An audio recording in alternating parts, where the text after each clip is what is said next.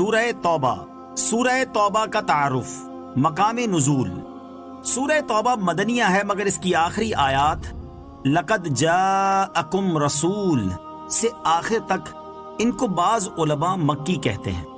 رکوع اور آیات کی تعداد، اس صورت میں 16 رکوع اور 129 آیتیں ہیں۔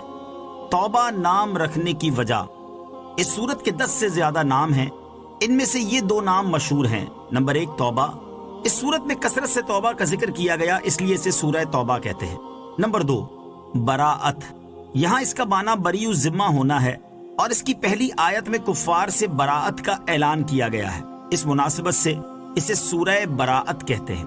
سورہ توبہ کے شروع میں بسم اللہ نہ لکھے جانے کی وجہ، اس سورت کے شروع میں بسم اللہ نہیں لکھی گئی، اس کی اصل وجہ یہ ہے کہ حضرت جبرائیل علیہ السلام اس سورت کے ساتھ بسم اللہ لے کر نازل ہی نہیں ہوئے تھے، اور نبی کریم صلی اللہ تعالی علیہ وسلم نے بسم اللہ لکھنے کا حکم نہیں فرمایا۔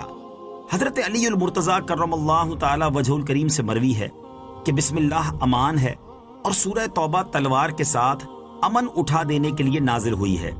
صحیح بخاری میں حضرت برہ رضی اللہ تعالی عنہ سے روایت ہے کہ قرآن کریم کی سورتوں میں سب سے آخری سورت سورہ توبہ نازل ہوئی۔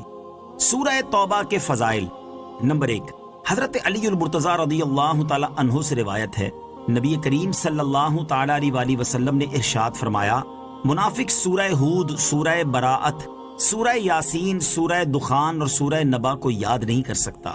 نمبر 2 حضرت جابر بن عبداللہ رضی اللہ تعالی عنہ فرماتے ہیں کہ جب سورہ براءت نازل ہوئی تو حضور پرنور صلی اللہ تعالی علیہ وسلم نے ارشاد فرمایا، میں لوگوں کی خاطر داری کے لیے بھیجا گیا ہوں۔